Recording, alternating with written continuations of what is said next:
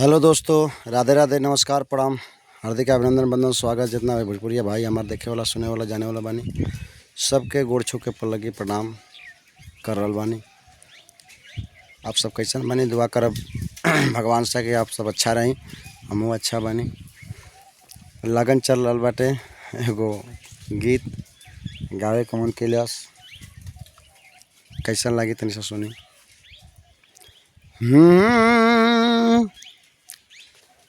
मेहरारू कहतिया लड़की कि पूड़ी ले ला या कचौड़ी ले ला, रसगुल्ला दो चार पीस औरी ले ला। हाई पूड़ी ले ला या कचौड़ी ले ला, रसगुल्ला दो चार पीस औरी ले ला। लड़किया कहतिया कि पूड़ी ले ला या कचौड़ी ले ला, रसगुल्ला दो चार पीस औरी ले ला। मर्दा कहता कि पूड़ी बुनिया छोड़ा, हम ता चटनी खोजतानी। पूड़ी बुनिया छोड़ा, हम ता चटनी खोजतानी।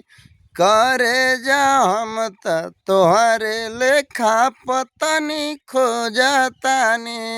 करे जा हम ता तोहरे लेखा पतनी खोजतानी। पूड़ी बुनिया छोड़ा, हम ता चटनी खोजतानी।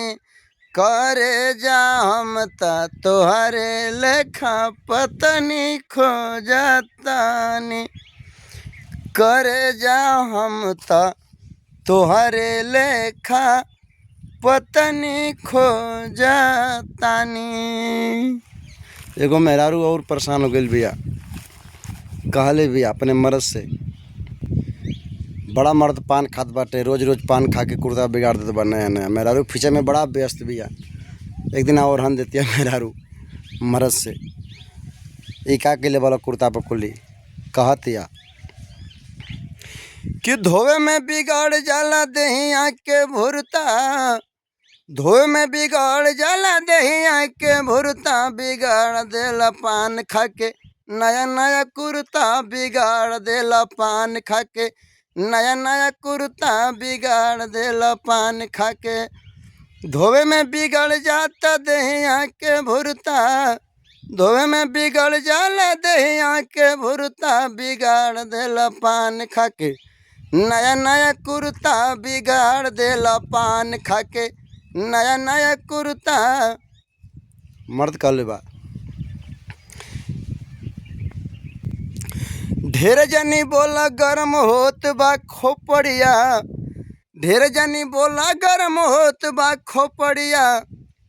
ढेर जनी बोला गरम होत बा खोपड़िया। पिए में बीड़ी जार देलू महंग महंग सड़िया। पिए में बीड़ी जार देलू महंग महंग सड़िया। पिए में बीड़ी जार देलू।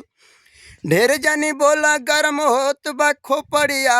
ढेर जनी बोला गरम होत बा खोपड़िया। पिए में बीड़ी जार देलू महंग महंग सड़िया। पिए में बीड़ी जार देलू महंग महंग सड़िया। हम पान खा के कुर्ता बिगाड़ दें तो तू बीड़ी पिए में साड़ी बिगाड़ देता लू। राधे राधे, जय श्री कृष्णा। कैसा लगल वीडियो? लाइक सब्सक्राइब जरूर कर दें।